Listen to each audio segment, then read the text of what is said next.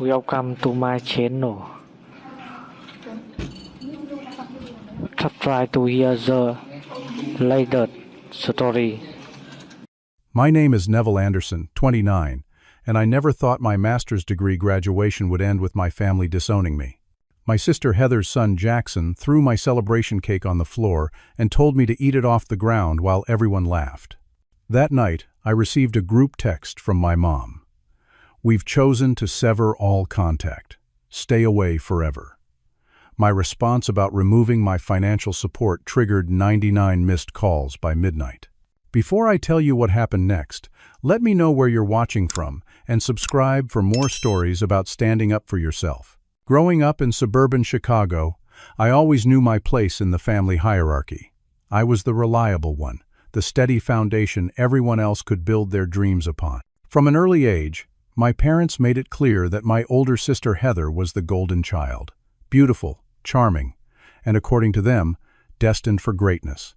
I, on the other hand, was valued primarily for my practicality and willingness to help. When Heather got pregnant with Jackson at 22 while still in college, I was just starting my undergraduate studies in accounting. Despite working 2 jobs to pay my own tuition, I found myself driving 2 hours every weekend to help Heather with the baby so she could finish her fashion design degree. My parents praised her determination but never acknowledged my sacrifice. "Family supports family," my father would say whenever I showed signs of exhaustion. "Your sister needs you right now, Neville. You can always sleep later." By the time Jackson turned 3, Heather had married Brad, a pharmaceutical sales rep with expensive tastes and minimal financial sense. When they applied for their first mortgage, their credit scores weren't sufficient. Guess who co-signed the loan? That's right, me, the responsible younger brother with the excellent credit rating from years of careful money management. "It's just a formality," Heather assured me. "Brad's getting a huge commission next quarter, and we'll refinance to take your name off." That refinancing never happened. Neither did the removal of my name from their second car loan, the credit card I helped them get, or the personal loan for their kitchen renovation.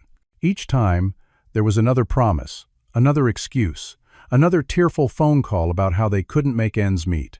Meanwhile, I put myself through college, then worked full-time while pursuing my master's degree in finance part-time. Every semester was a careful balancing act of work, study, and family obligations. When my parents faced medical bills from my dad's knee replacement surgery, I covered what their insurance wouldn't. When Heather and Brad separated temporarily during what she called the rough patch, I paid 3 months of her car payments so she wouldn't lose her transportation. Jackson and I had developed a special bond during those early years. I was the uncle who taught him to ride a bike, who helped with his math homework, who took him camping when his father was too busy. I loved that kid like he was my own son, and for a while he looked up to me with the same admiration. That changed when Jackson turned 10. Heather and Brad had reconciled, but their financial situation remained precarious. They enrolled Jackson in an exclusive private school they couldn't afford, claiming he had special learning needs that the public school couldn't address. Once again, I found myself covering expenses, this time, a significant portion of his quarterly tuition payments. "We'll pay you back when our investment matures," Brad promised. There was always an investment, a commission, a bonus just around the corner. None of them ever seemed to arrive. As Jackson spent more time in his new elite social circle, I noticed his attitude toward me shifting. The admiration in his eyes faded, replaced by something closer to contempt. Comments about my modest apartment, my non-designer clothes, and my boring career in corporate finance became more frequent. Heather did nothing to correct this behavior. If anything, she encouraged it. "He's just going through a phase," she'd say, laughing off his rudeness. "Besides, you do work too much. Maybe you should get a life outside the office." The irony that my long work hours were partly necessary to support her family's lifestyle was apparently lost on her. Despite everything, I held on to hope that completing my master's degree would change things. Education had always been valued in our family, at least theoretically. My graduation would be proof that all my sacrifices had been worthwhile, that I could achieve something significant while still supporting everyone else. Maybe then, finally, I would receive some recognition. 3 weeks before graduation, I called my parents to make sure they had the date on their calendar. "Of course we'll be there, son," my father said. though I could hear the television blaring in the background. Wouldn't miss it for the world. I spent hours planning a post-graduation celebration. I researched restaurants, comparing menus and prices, finally settling on Romano's, an upscale Italian place that would impress my family without completely emptying my bank account. I made a reservation for 8 people: my parents, Heather, Brad, Jackson, my closest friend from work, and his wife. The night before graduation, I ordered a custom cake from the best bakery in town. It cost nearly $200, featuring an edible replica of my diploma and decorative elements representing my journey through higher education. "Congratulations, Master of Finance" was written in elegant script across the top.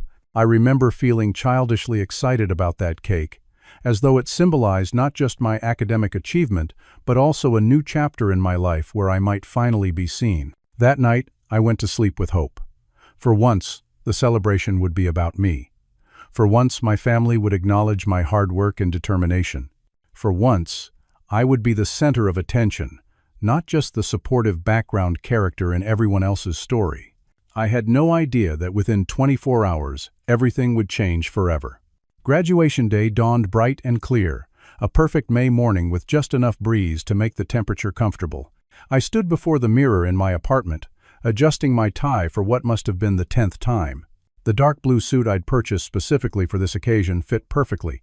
I'd even lost 15 pounds over the previous months to make sure of that. "Today is your day," I told my reflection, practicing the confident smile I hoped to maintain throughout the ceremony. Under my graduation gown, I would be wearing the suit as a reminder to myself that I was now a finance professional with a master's degree, someone worthy of respect. I had prepared a short speech in case anyone offered a toast at dinner. Nothing elaborate, just a few heartfelt words of gratitude for those who had supported me, an olive branch of sorts, a way of acknowledging my family's presence even if their actual support had been minimal. I rehearsed these lines as I drove to the university, my graduation cap and gown carefully laid out on the passenger seat. The ceremony was scheduled for 2 o'clock. I arrived at noon, as instructed, for the preparatory lineup and photographs. My phone buzzed repeatedly with messages from my family. From Mom: "Traffic is terrible, might be a few minutes late." From Heather: "Jackson has a soccer game this morning. We'll try to make it for the important part." From Dad: "Where exactly is parking? Is it free?" I tried to push aside the familiar disappointment. At least they were coming. That was what mattered, right? The auditorium filled gradually with proud families clutching bouquets and balloons. I scanned the seats reserved for my family, but they remained empty even as the ceremony began. The university president welcomed everyone, followed by the dean's speech about achievement and future potential. I half listened, still watching the door for any sign of my parents or sister. Finally, 20 minutes into the ceremony, I spotted them slipping into their seats, my parents looking slightly flustered, Heather checking her phone, Brad glancing at his watch, and Jackson, now 13, wearing an expression of profound boredom. No flowers, no cards, not even a convincing show of enthusiasm. When my name was called, I walked across the stage with my head held high. The weight of the ceremonial hood being placed over my shoulders felt significant, a tangible representation of years of hard work. I shook the dean's hand, accepted my diploma case, and turned to face the audience. In that moment of personal triumph, I looked toward my family. My father was clapping politely but already turning to say something to my mother.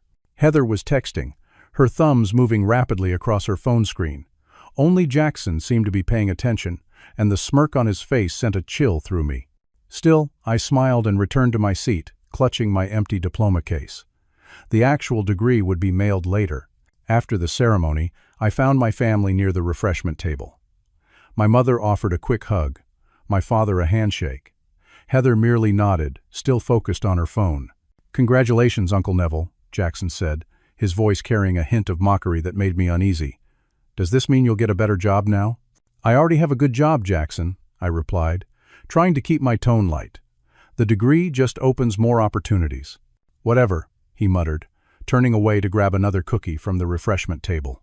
"He's just hungry," Heather said, finally looking up from her phone. "Speaking of which, where's this fancy dinner you've been talking about?" The reservation at Romano's was for 6 o'clock, giving us plenty of time to travel from the university. I had called that morning to confirm that the cake had been delivered and would be brought out at the end of the meal. The restaurant manager assured me everything was set for a memorable celebration. We traveled in separate cars, my parents in their sedan, Heather and her family in their luxury SUV that I had helped finance, and me in my modest but reliable compact car. My friend Daniel had texted that he and his wife would meet us directly at the restaurant. I was grateful they would be there. Daniel had witnessed my family dynamics over the years and offered quiet support without judgment. I arrived at Romano's 15 minutes early to make sure everything was perfect. The table was beautifully set with crisp white linens and polished silverware. The manager showed me the cake, stored safely in their refrigerator. It was even more impressive than I had imagined, with delicate fondant decorations and my school colors accenting the design. "We'll bring it out after your main course, as requested," the manager assured me. My parents arrived right on time, followed shortly by Daniel and his wife Jennifer. We were seated, and I found myself relaxing slightly in the warm atmosphere of good company. Maybe this would be the perfect evening after all. 30 minutes passed. No sign of Heather, Brad, or Jackson. I called twice with no answer, then finally received a text. "Running late. Order without us. Be there in 20. By the time they finally arrived, we had finished our appetizers, and the waiter was becoming concerned about timing the main courses. Heather offered no apology as they took their seats, Brad muttering something about Jackson's soccer game running long. Jackson slumped into the chair beside me, immediately pulling out his phone. I noticed Heather whispering something to him, glancing in my direction with an expression I couldn't quite read. Jackson smirked and nodded, putting his phone away. "So, Uncle Neville," he said loudly enough for the entire table to hear. "Mom says you've been in college forever. Couldn't pass your classes the first time?" "Jackson," Daniel's wife Jennifer interjected, clearly shocked. "Your uncle just earned a master's degree while working full-time. That's incredibly impressive." Jackson rolled his eyes. "Whatever. My dad says finance is just for people who are good at math but not creative enough for real jobs." I felt my face flush as Brad suddenly became very interested in the menu. Heather laughed lightly, as though her son had said something amusing rather than deeply disrespectful. The tension at the table was palpable as our main courses arrived. I tried to steer the conversation toward neutral topics, Daniel's recent promotion, my parents' garden plans for the summer, but every attempt was interrupted by either Jackson's rude comments or Heather's pointed questions about when I would finally move on with my life. As we neared the end of the main course, I excused myself to speak with the manager about bringing out the cake. Walking back to the table, I overheard Heather saying something to Jackson that made my blood run cold. "Remember what we talked about," she whispered. "It'll be hilarious." Jackson nodded, a mischievous glint in his eye. My stomach knotted with anxiety, but I pushed it aside. Surely, on today of all days, my family wouldn't deliberately ruin my celebration. I was about to graduate with my master's degree. For God's sake, this was my moment. As I retook my seat, I noticed the strange electricity in the air. My parents seemed tense, Brad uncomfortable. Only Heather appeared relaxed, almost anticipatory, while Jackson kept glancing between his mother and me with barely suppressed excitement. The anxiety building in my chest nearly overwhelmed me, but I was determined to maintain a positive attitude. This was my graduation dinner, my achievement, my special day. I had no idea that the cake I'd so carefully selected was about to become the catalyst for the most painful family confrontation of my life. The restaurant had dimmed the lights slightly to create an intimate atmosphere for the evening diners. Our table, positioned near the center of the main dining room, was surrounded by other families and couples enjoying their meals. The gentle clink of silverware against fine china and the soft murmur of conversation created a pleasant background soundtrack for what should have been a memorable celebration. I caught sight of the manager nodding to our server, and my heart lifted. The cake was coming. Despite the tension of the evening so far, this moment, the presentation of my graduation cake, felt significant. A sweet punctuation mark on years of struggle and sacrifice. "I think there's a surprise coming," Daniel said with a knowing smile, spotting the server approaching with something behind his back.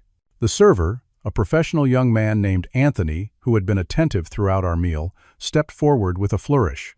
"I understand we're celebrating a very special achievement tonight," he announced, placing the cake carefully on the table before me.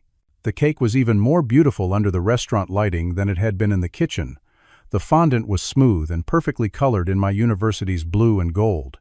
The edible replica of a diploma bore my name and degree.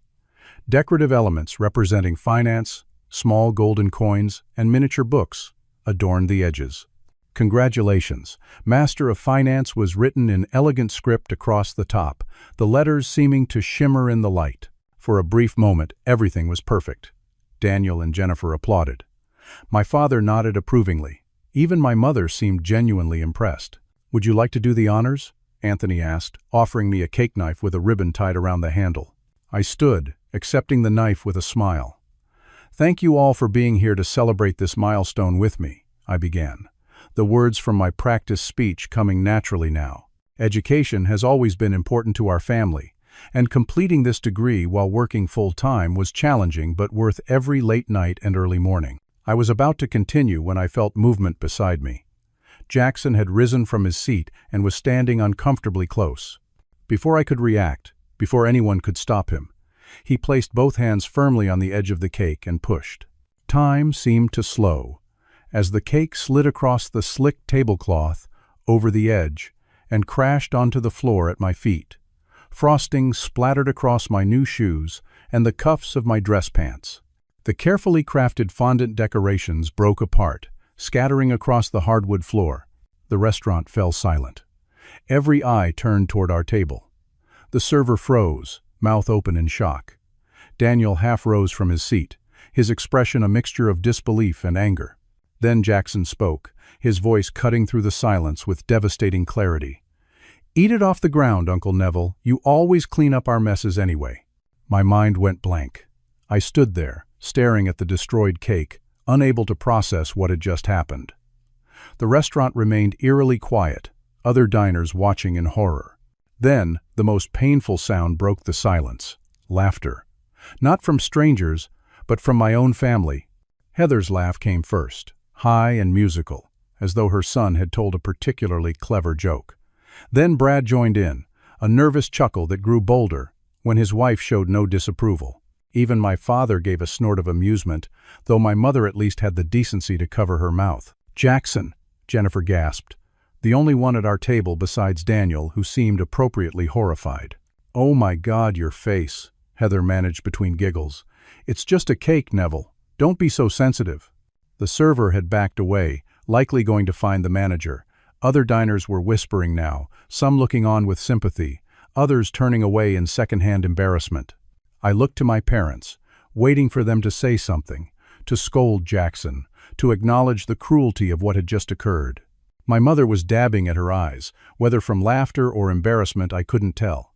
My father cleared his throat awkwardly but said nothing. "Somebody should clean this up," Brad finally said, not volunteering himself for the task. Jackson was still standing beside me, a triumphant smirk on his face. Heather reached over to give his arm an affectionate squeeze. "Kids will be kids," she said to nobody in particular. Something broke inside me then. Not loudly, not dramatically, but with the quiet finality of ice cracking on a spring lake. All those years of support, of sacrifice, of putting my needs last, and this was what it had earned me. Humiliation on what should have been one of the proudest days of my life. I didn't speak. I couldn't. The words were trapped behind a wall of hurt too solid to penetrate.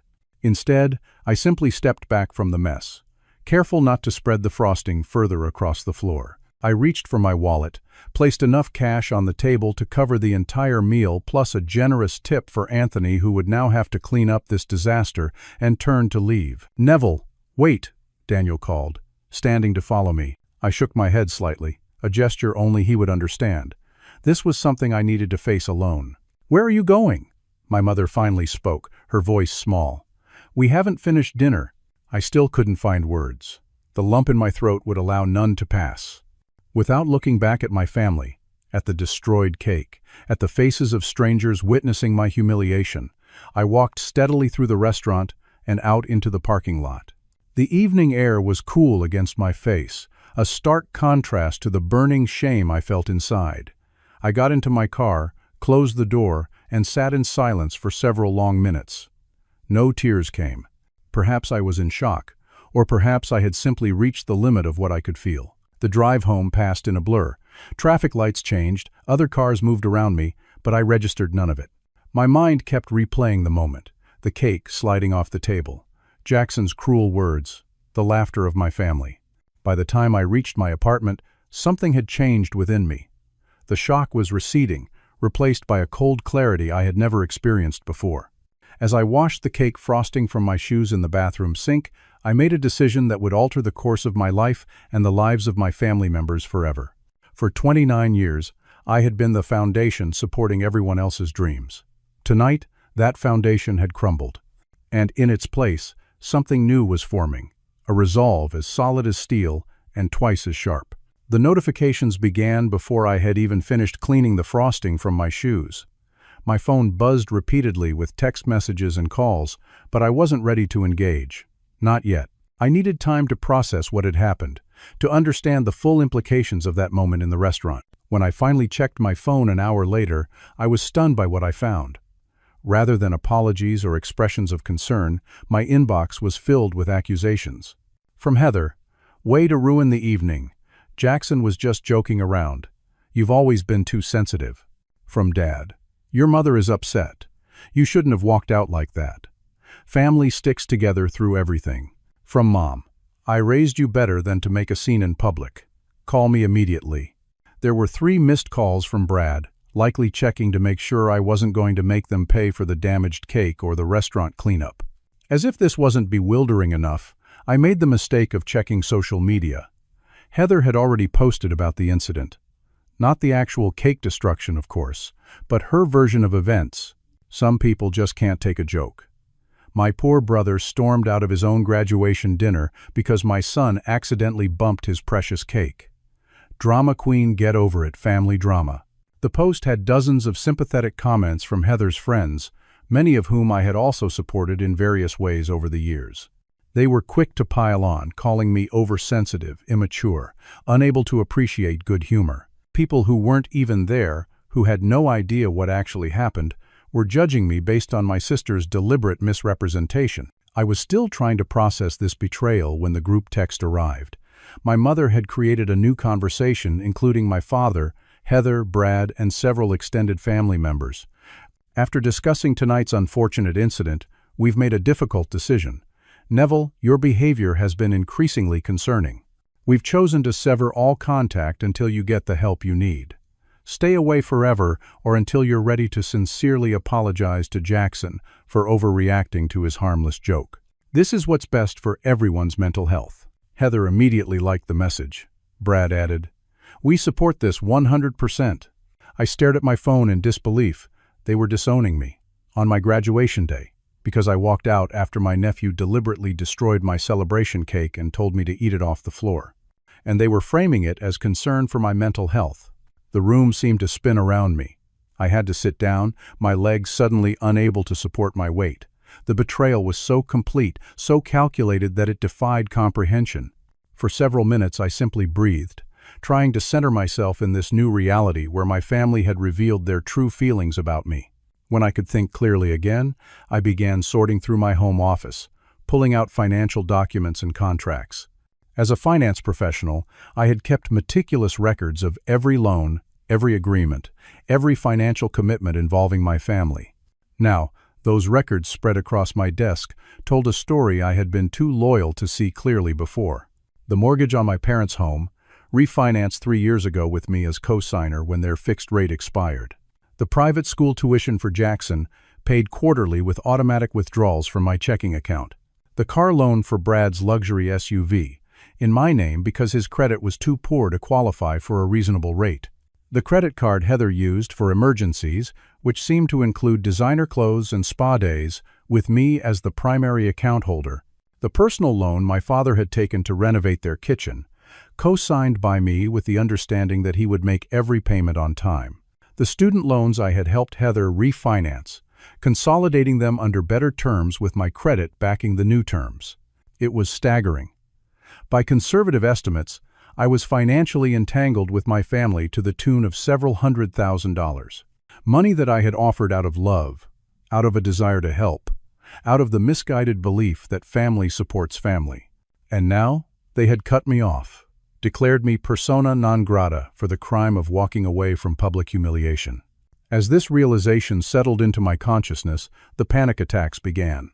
My chest tightened, my breathing became shallow, and sweat beaded on my forehead.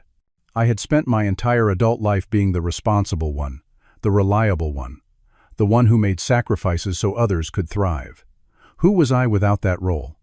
What would happen to them without my support? What would happen to me with these massive financial obligations to people who had just disowned me? The attacks came in waves throughout the evening, moments of clarity interrupted by periods of breathless anxiety. During one of the clearer moments, I remembered the breathing techniques my therapist had taught me years ago when the stress of working full-time while pursuing my education became overwhelming. Slowly, deliberately, I regained control of my breathing, my thoughts, my emotions. And with that control came a new perspective.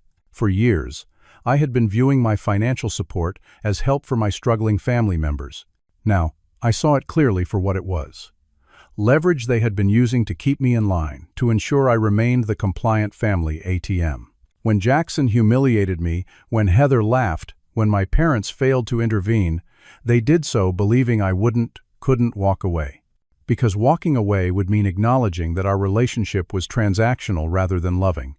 Because walking away would threaten their financial security. They thought they held the emotional cards by disowning me first. But I held something much more powerful, the financial cards. With shaking hands but newfound resolve, I composed a response to the group text. Removing my name from every loan tomorrow. Finding my own mental health now. Good luck with the mortgage, car payments, credit cards, and school tuition. I pressed send, then immediately turned off my phone. Whatever chaos my message generated, I didn't want to witness it immediately. I needed rest. Tomorrow would require clear thinking and decisive action. For the first time in years, I went to bed thinking only of my own needs, my own future. The foundation had crumbled, yes, but from its ruins I was building something new. Self-respect. When I turned my phone back on the next morning, it nearly vibrated off the nightstand with incoming notifications. 99 missed calls, over 200 text messages, dozens of voicemails. My family had clearly received my message and understood its implications. I made coffee before listening to any of the voicemails, needing the caffeine and the familiar routine to steel myself for what was coming. The messages ranged from pleading to threatening, with my sister's voice leading the charge. "Neville, you can't be serious," Heather's first message began, her tone artificially sweet. "I know you're upset about the cake, but this is an extreme overreaction. Call me back immediately." Her second message, left 30 minutes later, took a different approach. "This is completely unacceptable behavior. You made commitments to this family. You can't just walk away from your responsibilities because your feelings got hurt. Grow up and call me back." By her fifth message, the mask had completely dropped. "If you think you can legally remove yourself from these loans, you're delusional. I've already spoken to a lawyer friend who says this constitutes financial abuse. We'll take you to court, Neville. Your credit score will be destroyed. Is that what you want? Over a stupid joke?" My parents' messages were less threatening but equally manipulative. My mother cycled between guilt-tripping. "After everything we've done for you, this is how you repay us?" and minimizing. "It was just a cake, for heaven's sake. We can buy you another one if it means that much to you." My father, always more direct, cut to the chase. "Son, you need to think about the consequences of your actions. Your mother and I can't afford our mortgage payments without your help. We're too old to move now. Is this how you want to treat the people who raised you?" Brad's messages were the most revealing, dropping all pretense about family bonds in favor of naked financial panic. "You co-signed these loans in good faith. You can't just back out because you're having some kind of breakdown. We have legal options, and we won't hesitate to use them." The most surprising message came from Jackson. His voice was small, uncertain, a stark contrast to his arrogance at the restaurant. "Uncle Neville, it's Jackson. Mom said I should call you. She said you're trying to hurt our family because you're jealous of our success. But I don't think that's true. Mom made me ruin your cake. She said it would be funny and that you deserved it because you always act superior with your degrees and stuff. I'm sorry about your cake." please, don't be mad at everyone because of me." That message hit me hardest. Not just because it confirmed my suspicion that Heather had orchestrated the cake incident, but because it revealed how she was now using her own son as an emotional pawn. Jackson was still a child, caught in his mother's toxic web just as I had been for years. After listening to the messages, I made 3 important calls. The first was to Daniel, my friend who had witnessed the restaurant disaster. He had left several concerned messages, genuinely worried about my well-being. "I'm okay," I assured him. "But I've made a decision to distance myself from my family, including financially." "About time," Daniel said without hesitation. "I've been watching them take advantage of you for years, but last night was beyond the pale. What can I do to help?" His immediate support brought the first genuine smile to my face since the cake incident. "I might need a character witness if things get legal," I admitted. "Consider it done. Jennifer and I are both 100% on your side. We saw what happened." My second call was to a financial advisor I knew through work. Not someone I usually dealt with directly, but whose reputation for handling complicated financial situations was stellar. "I need to disentangle myself from several family loans and financial commitments," I explained after briefly summarizing the situation. "I want to know my options and the potential consequences." Lisa, the advisor, was professional and direct. Co-signed loans are complicated, but not impossible to address. We'll need to look at each agreement individually. Some might require refinancing, others might need more creative solutions. "Can you gather all the relevant documents and meet me tomorrow morning?" My third call was to a lawyer specializing in family financial disputes. The consultation fee was steep, but worth every penny for the clarity he provided. "Your sister's threats about financial abuse are hollow," he assured me. "You have no legal obligation to continue supporting adult family members, regardless of past assistance. Co-signed loans are trickier, but even there, you have options that won't destroy your credit. The private school tuition and discretionary expenses? You can stop those immediately without legal consequence." Armed with professional advice and Daniel's emotional support, I felt ready to begin the process of financial separation. I spent the rest of the day organizing documents, making copies, and preparing for the meetings I had scheduled for the following day. That evening, an unexpected knock at my apartment door interrupted my preparations. Through the peephole, I could see Heather standing in the hallway, arms crossed, face set in determination. I considered not answering, but decided it was better to face her directly than prolong the inevitable confrontation. "What do you want, Heather?" I asked, opening the door but blocking the entrance. "We need to talk about your ridiculous threats," she said, attempting to push past me into the apartment. I stood firm. "There's nothing to discuss. I'm removing my financial support, effective immediately." Her face flushed with anger. "You can't do this to us. To Jackson. He's your nephew, for God's sake." "The same nephew you encouraged to humiliate me? The same nephew who just called and admitted you made him ruin my cake?" She faltered momentarily before recovering. "He's 13. Kids say whatever they think adults want to hear. Obviously he's confused." "What's confusing about eat it off the ground?" I countered. "What's confusing about you laughing instead of disciplining him?" "It was just a joke, Neville. Why can't you just move on?" "I am moving on. Without the financial burden of supporting people who don't respect me." Her expression changed then, the anger giving way to calculated manipulation. "What about Mom and Dad? They had nothing to do with the cake. Would you really let them lose their house because your feelings got hurt? The guilt tactic might have worked a week ago. Not anymore. They chose to send that group text.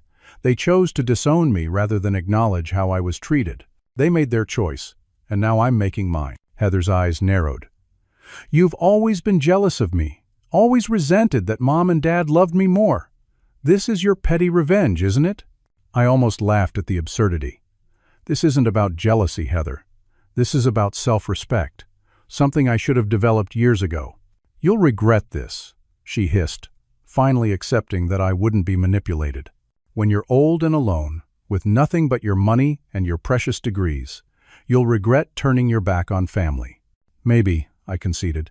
"But right now, I regret every dollar I ever gave you. Goodbye, Heather."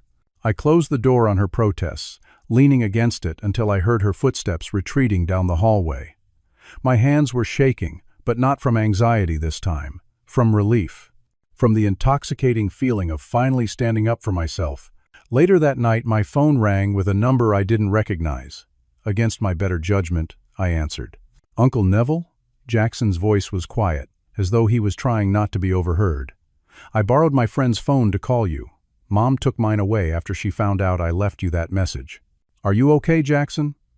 Despite everything, I still cared about my nephew's well-being. "Yeah, I guess. Everyone's freaking out. Mom and Dad were fighting all night. Grandma was crying. No one will tell me exactly what's happening, but I know it's about money." The situation was clearly taking a toll on him. "Jackson, what's happening is between the adults in the family. You didn't cause this, okay? This has been building for a long time. But I ruined your cake," he said, his voice cracking. "If I hadn't done that, everything would still be normal." "No, it wouldn't," I said gently. "The cake was just the final straw. Your mom and the rest of the family have been taking advantage of my financial support for years. It wasn't healthy for any of us." There was a long pause before he spoke again. "I really am sorry about your cake, and what I said. Mom told me to say it, but I still shouldn't have." "I appreciate that, Jackson.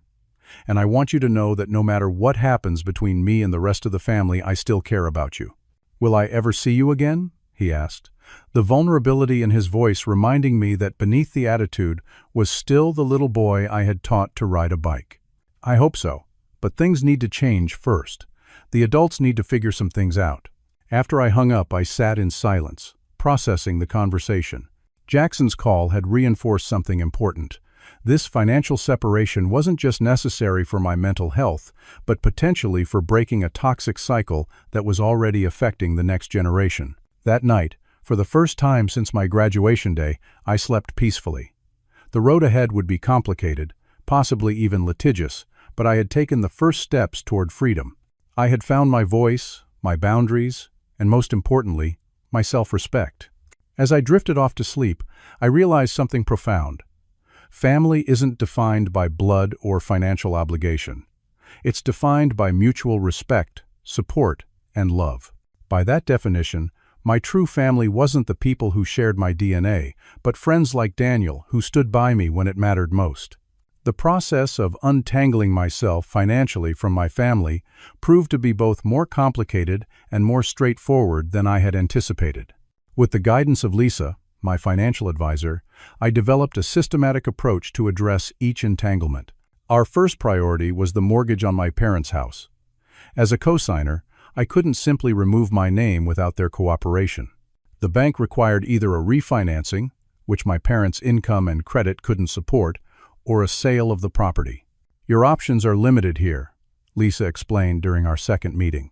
"You can force a sale through legal channels, but that's time-consuming and potentially damaging to everyone involved.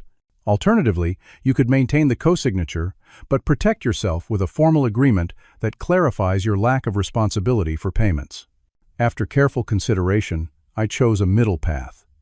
I contacted my parents directly, not through group text or voicemail, but via certified letter drafted by my lawyer. The letter outlined two options.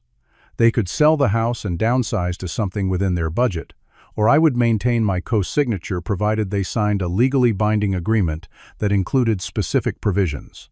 The agreement stipulated that while my name would remain on the mortgage for a transitional period of 2 years, they would need to make all payments directly. Any missed payment would trigger an immediate sale of the property. Additionally, they would acknowledge in writing that I was entitled to sever all personal contact while maintaining this financial connection. It was harsh, perhaps, but necessary. I was no longer willing to be emotionally abused by people who relied on my financial support.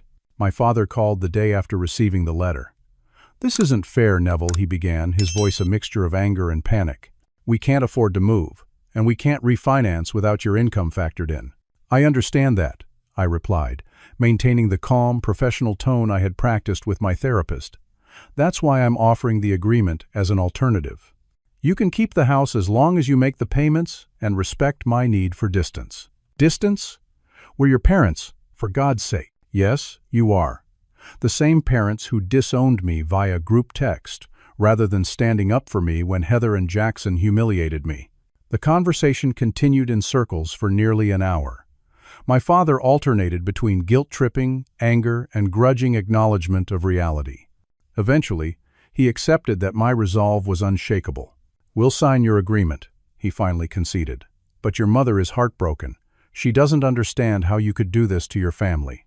I bit back the retort that immediately came to mind about how my family had done far worse to me. Instead, I simply said, "The papers will be delivered tomorrow. You'll have 3 days to sign and return them." Similar approaches were taken with the other financial entanglements. For Jackson's private school tuition, I contacted the school directly, informing them that I would complete payment for the current semester, but would not be continuing beyond that. I also set up a separate educational fund for Jackson with strict conditions. The money could only be used for college or vocational training after he turned 18, and neither Heather nor Brad would have access to it. The car loan for Brad's SUV presented different challenges. As the primary account holder, I had more control, but also more responsibility. After consulting with my lawyer, I informed Brad that he had 30 days to either refinance the loan in his own name or return the vehicle to the lender. His furious response, filled with legal threats and personal insults, bounced off my newly developed emotional armor. "Your threats don't scare me anymore," I told him calmly. "I have documentation of every payment I've made on your behalf. I have witnesses to the cake incident and the subsequent disowning. If you want to take this to court, I'm prepared." In the end, Brad and Heather were forced to sell the SUV and purchase a more modest vehicle they could actually afford. The credit card Heather had been using was simpler. As the primary account holder, I simply closed it after paying off the balance one final time. Throughout this process, my sister's attempts to manipulate me grew increasingly desperate. She tried everything: tears, rage, bargaining, and finally involving other family members. Distant aunts, uncles, and cousins I rarely spoke with suddenly called to express their concern about the family rift. "Heather put you up to this call, didn't she?" I asked my Aunt Patricia, who had contacted me after years of silence. "Well, she's worried about you," Aunt Patricia admitted. "We all are. This isn't like you, Neville. You've always been so generous, so family-oriented." "I'm still the same person," I replied. "I've just recognized that generosity shouldn't come at the cost of self-respect."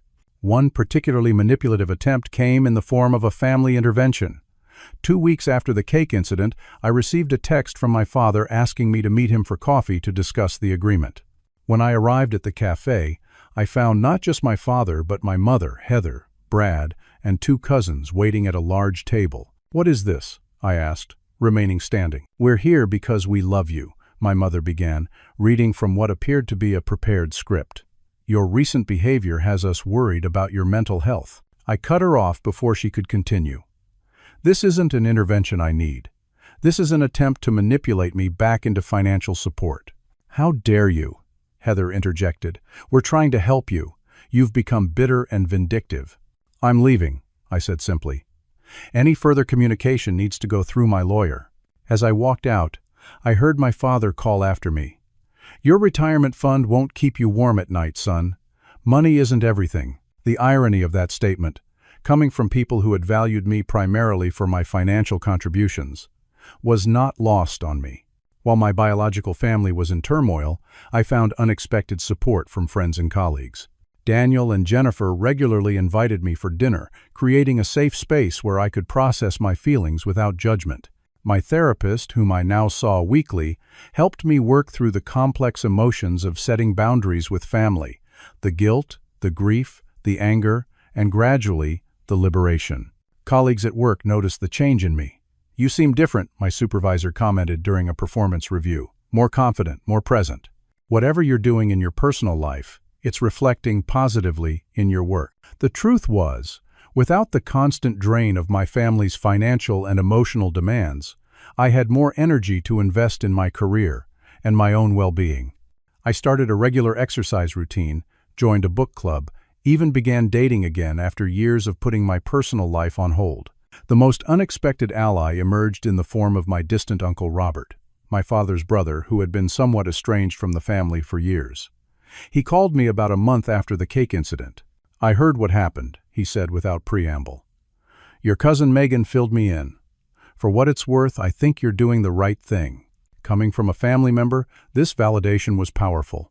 "Why do you say that?" I asked, curious about his perspective. "Because I've been where you are," he explained. "Your father and I had a similar dynamic for years. I was always the one expected to help, to give, to support. When I finally set boundaries, I was labeled the villain. It took years, but eventually, we developed a healthier relationship, one based on mutual respect rather than financial dependence." His words gave me hope that perhaps, with time and firm boundaries, some form of relationship with my family might be possible in the future. Not the same codependent dynamic, but something new and healthier. Jackson continued to find ways to contact me, usually borrowing phones from friends or using school computers.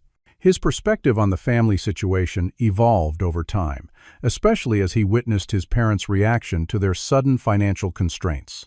"Mom and Dad fight all the time about money now," he confided during one call. "Dad says they'll have to take me out of Westridge and put me in public school next year." "How do you feel about that?" I asked carefully. "Honestly, kind of relieved. The kids at Westridge are jerks. I only pretended to like it because Mom and Dad were so proud of me going there." These conversations with Jackson were delicate. I never disparaged his parents, but I did try to offer a different perspective on money, respect, and healthy relationships. I hoped that in some small way, I was helping him avoid the toxic patterns that had defined our family for generations. The first holiday season after the rift was the most challenging. Thanksgiving had always been spent at my parents' home, Christmas Eve at Heather's, Christmas Day back at my parents'. Now, I found myself facing the prospect of spending these significant days alone. Daniel and Jennifer insisted I join their family for Thanksgiving, a generous offer I gratefully accepted. For Christmas, I made a bold decision. I booked a solo trip to Colorado, where I spent 3 days skiing during the day and reading by the fire at night. It was the first truly peaceful holiday I could remember. No walking on eggshells, no financial negotiations disguised as gift exchanges, no subtle reminders of all I owed the family. By the 6-month mark after the cake incident, the major financial separations were complete. My parents were making their mortgage payments on time, motivated by the legal agreement's consequences for default. Heather and Brad had adjusted to their reduced circumstances, though not without significant complaints to anyone who would listen about my abandonment. Jackson had transferred to the local public school and was, by his own account, much happier there. As for me, I had received a promotion at work, moved to a nicer apartment, and begun building a life defined by my own choices rather than my family's needs. The foundation had not just been rebuilt, it had been reinforced, strengthened, and improved. The journey wasn't complete. There would be more challenges ahead, more attempts at manipulation, more difficult emotions to process. But for the first time in my adult life, I was standing firmly on my own terms, my self-worth no longer tied to how much I could give or how much abuse I could tolerate. In an unexpected way, that destroyed graduation cake had given me the greatest gift of all, the catalyst for reclaiming my life. 1 year after the cake incident, my life had transformed in ways I could hardly have imagined on that painful graduation day. The most visible change was my new apartment, a modern one-bedroom, with large windows overlooking the city park, decorated with artwork I had chosen purely because it spoke to me, not because it matched anyone else's taste or expectations. My promotion had come with a substantial raise, and without the financial drain of supporting multiple family members, I had been able to build an emergency fund, increase my retirement contributions, and even take occasional weekend trips. Small luxuries that once seemed impossible were now regular parts of my life. Fresh flowers on my dining table, tickets to concerts, dinners at nice restaurants with friends or dates. I had met Amanda, a children's librarian with a quick wit and kind eyes, at one of Daniel and Jennifer's dinner parties. Our relationship was still new, but promising, built on mutual respect and clear communication, qualities I now recognized as non-negotiable in any relationship. My contact with my immediate family remained minimal and structured. The legal agreement regarding my parents' mortgage was functioning as intended. They made their payments, and I maintained my distance. Occasionally, my father would send brief, formal emails about financial matters, which I would answer in the same tone. My mother had made several attempts at emotional reconciliation, sending cards on my birthday and holidays with lengthy handwritten notes about forgiveness and family bonds. I acknowledged these with polite but firm responses, maintaining my boundaries. Heather had taken a different approach. After months of angry messages and attempts at manipulation, she had shifted to a campaign of redemption, claiming to have seen the error of her ways and wanting to rebuild our sibling relationship. I remained skeptical, particularly when these overtures often concluded with casual mentions of financial challenges or hints about Jackson's needs. Speaking of Jackson, he remained the one family member with whom I maintained regular, if careful, contact. Now 14, he had adjusted well to public school and even joined the debate team, discovering a talent for structured argument and public speaking. Our conversations occurred primarily through video calls, scheduled at times when I knew Heather and Brad would be at work. I made the honor roll this semester, he told me during one such call, his voice deepening with adolescence, but still carrying traces of the little boy I had once taught to ride a bike. My debate coach says I might get a scholarship for college if I keep it up. That's fantastic, Jackson. I'm really proud of you. The educational trust fund I had established for him was growing steadily, but I hadn't told him about it yet. That would come when he was older, when there was no risk of Heather or Brad trying to access it. Mom keeps asking if I talk to you, he admitted, looking uncomfortable. She says I should tell you how hard things have been financially since you abandoned us. I sighed. What do you tell her? That we mostly talk about school and debate team stuff. Which is true. Jackson, you know you don't have to be in the middle of this, right? Your relationship with me doesn't have to affect your relationship with your parents. He nodded thoughtfully. I know, but I've been thinking a lot about what happened last year. I was awful to you, even before the cake thing. Mom and Dad always talked about you like you owed us something, and I guess I believed them. Now I see things differently. His maturity surprised and moved me. We all make mistakes, especially when we're young. What matters is learning from them. These conversations with Jackson gave me hope that the cycle of entitlement and financial codependence might end with his generation. Perhaps that was the most meaningful outcome of the whole painful episode, the chance for him to develop a healthier relationship with money, boundaries, and respect. 6 weeks after my 1-year independence anniversary, as Daniel jokingly called it, I had an unexpected encounter. While shopping at the gourmet grocery store I could now afford to patronize occasionally, I literally bumped carts with my parents. The moment was surreal. My mother frozen in shock, my father clearing his throat awkwardly, me standing there with a jar of imported olives in my hand. For several seconds, none of us spoke. Neville, my mother finally said, her voice wavering. You look well. Thank you, I replied politely. How have you been? Managing, my father answered. The house needed a new water heater last month. Expensive business, home ownership. I recognized the hint for what it was, a fishing attempt to see if I might offer financial assistance. A year ago, I would have immediately volunteered to help. Now, I simply nodded in acknowledgement. Yes, maintenance costs can be surprising sometimes. My mother's eyes filled with tears. We miss you, Neville. The family isn't the same without you. I felt a pang of the old guilt, but it passed quickly. I appreciate you saying that. I hope you're both well. After a few more minutes of stilted conversation, we parted ways. As I watched them walk toward the checkout line, my father's shoulders slightly stooped with age, my mother leaning on the shopping cart for support, I felt a complicated mixture of emotions. Residual hurt, a touch of sadness, but primarily peace. I had not been cruel or vindictive. I had simply maintained the boundaries I needed for my own well-being. Heather's attempts to rebuild our relationship continued, each approach more transparent than the last. She invited me to lunch just to talk, then spent the entire time explaining how difficult it had been to adjust to their reduced circumstances. She suggested family therapy, but balked when my condition was that she acknowledge her role in orchestrating the cake incident. She even sent photos of Jackson's debate tournaments, with captions about how his uncle would be so proud but unfortunately couldn't afford the registration fees. These manipulations no longer wounded me as they once would have. My therapist had helped me recognize them for what they were, and develop strategies to respond without being drawn back into unhealthy patterns. Your sister's behavior is consistent with someone who viewed you primarily as a resource rather than a person with your own needs and feelings, Dr. Marshall explained during one session. The fact that she continues to focus on what you can give rather than how she hurt you speaks volumes. The therapy sessions had been invaluable in my healing journey. For the first 6 months, I attended weekly, working through the complex trauma of years of emotional and financial exploitation. Now, I went monthly, focusing more on building healthy relationship patterns for the future than processing past wounds. In one particularly significant session, Dr. Marshall had asked me what I had learned from the experience.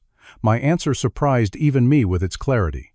I've learned that blood relationships don't justify abuse, that financial support doesn't buy respect, that setting boundaries isn't selfish, it's necessary for genuine relationships. And sometimes, distance isn't abandonment, it's the only path to healing. These insights became my North Star as I navigated my new life. I applied them not just to my family situation, but to friendships, romantic relationships, and even work dynamics. The result was a life with less drama and more authentic connections. The support community I had built played a crucial role in this transformation. Daniel and Jennifer remained steadfast friends, joined now by colleagues who had become friends, members of my running group, and Amanda, whose perspective as someone with healthy family relationships provided a valuable counterpoint to my experience.